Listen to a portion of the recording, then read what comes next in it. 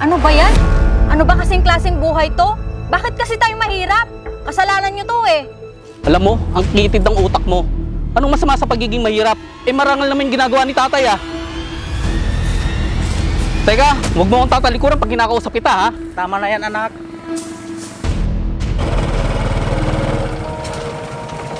Tara, anak. Sumabay ka na sa akin. Tayo, wag nyo na po akong ihatid sa school. Mas mabuti nang hihatid kita, anak. Sayang din kasi yung pamasahe. Hindi na, tay. Dadaan pa kasi ako kila Dani. Sige, anak. Hihatid na lang kita kila Dani. Sayang din kasi yung pamasahe. Pandagdag rin sa baon mo yon. Sige po, tay.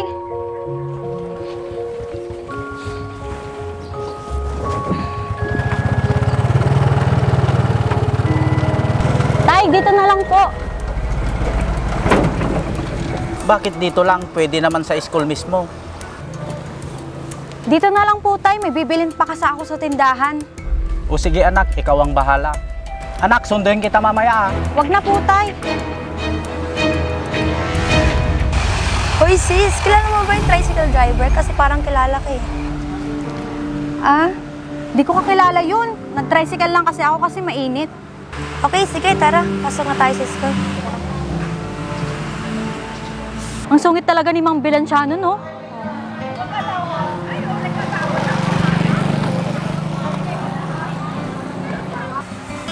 Sarap, pumunta muna tayo doon. Maaga pa naman eh. Basta wag tayo magpapagabi, ah.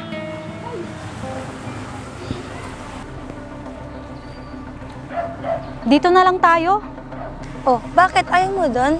May upuan doon. Huwag sana namin makita si tatay doon habang nagtitinda ng balon. Hoy sis, kailan ka pa nakatulala dyan? Ba't ang lalim ng iniisip mo? Ah, wala naman. May pumasok lang bigla sa isip ko. Bakit? Ano yun? Yung quiz ba natin kanina? Ah, hindi. Wala to. Basta wag mo nang isipin yun. Sige, sabi mo eh. Dani, wag na kaya tayong tumuloy. Kasi may gagawin pa ako sa bahay eh. Bakit naman? Dito na tayo oh. Tsaka saglit lang naman tayo. Sige na nga, ang kulit mo. Basta saglit lang tayo ah. Oo naman.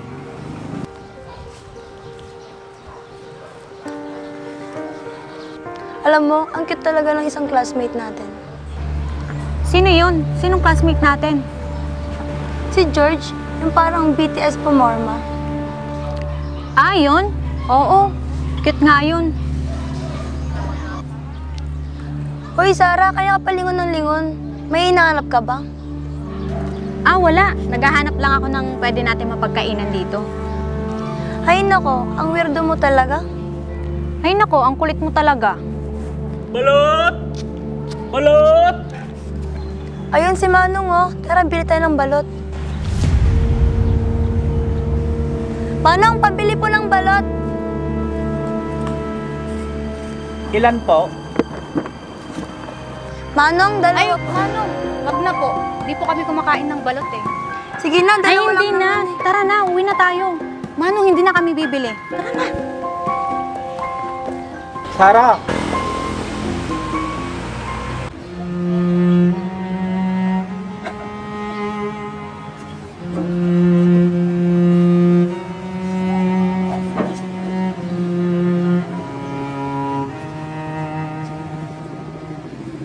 Sis, kilala ka ba ni Manong? Parang kasi tinatawag ka niya. Ay, wag mo nang isipin yun. Suki kasi ni papa ko yun eh. Tara na. Grabe ka kanina, ang harsh mo kay Manong. O bakit? Wala naman akong masamang sinabi ah. Sinabi ko lang naman na hindi na tayo bibili. Sige, tara na nga.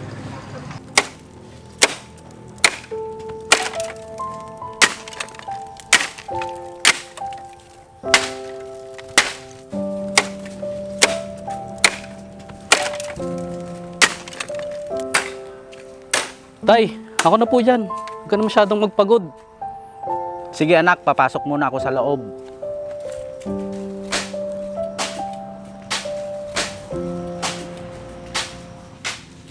Oh anak, gising ka na pala. May pagkain dyan sa lamesa.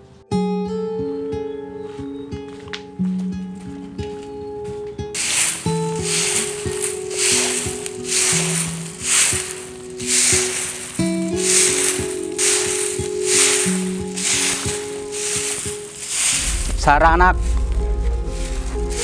Bakit po? tungkol sa nangyari kahapon sa plaza. Alam nyo, Tay, dapat din nyo na lang ako tinawag kahapon nung nakita nyo ako. Alam nyo naman na kasama ko yung classmate ko. Ano na lang sasabihin nila na isang balot vendor lang ang tatay ko? Hoy Sara, ano ba yan? Ba't ganyan ka makasagot kay tatay? Ba't ganyan ka makapagsalita kay tatay? Anong masama sa pagtitinda ng balot niya? Bakit? Marami namang maayos na paghahanap buhay ah. Bakit pagbabalot pa? Bakit? Anong problema doon? Ha? Di ba doon tayo nabubuhay? Ang pagtitinda ng balot ni tatay? Tama na anak, hayaan mo na yung kapatid mo. Hindi pwedeng ganyan, tay. Sumusobra na tong si Sara eh. Huwag na kayong mag-away. Anak, huwag ka naman ganyan sa kuya mo. Lahat naman ginagawa namin para sa'yo. Ano ba yan? Ano ba kasing klaseng buhay to? Bakit kasi tayo mahirap? Kasalanan nyo to eh. Alam mo, ang kitid ng utak mo. Anong masama sa pagiging mahirap? Eh marangal naman yung ginagawa ni tatay ah.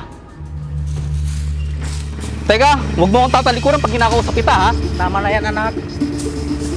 Tay, tingnan mo tong si Sara. Masyado kasing bastos eh. Hayaan mo na lang siya anak. O bunso, pasok ka na. Opo, kuya. Galit ka ba sa amin ni tatay? Hindi naman, kuya. Tara, sumama ka muna sa amin ni tatay. May dadaanan lang tayo. Inaantay ko pa si Danny, kuya. Bukas na lang kayo umalis. May pupunta lang tayo ni tatay saglit. Bakit, kuya? Saan tayo pupunta? Huwag na maraming tanong. Tara na. Ayun na si tatay oh. Tara na mga anak.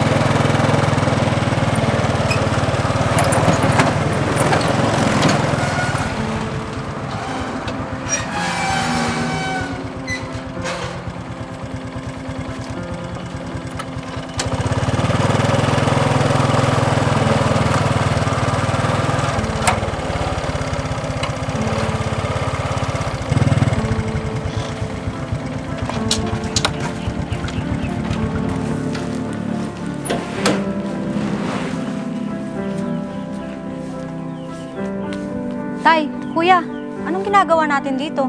Sara anak, simula ngayong araw na to, dito na tayo titira. Teka, Tay, naguguluhan ako. Medyo natagalan nga lang, pero maayos naman ang naging kinalabasan. Teka, Tay, naguguluhan ako. Ibig bang sabihin sa atin to? Oo anak. Pero paano po tayo nakapagpatayo ng ganitong bahay? Alam mo bunso, pasok muna tayo doon sa loob. Doon ko ipapaliwanag lahat. Tara tay.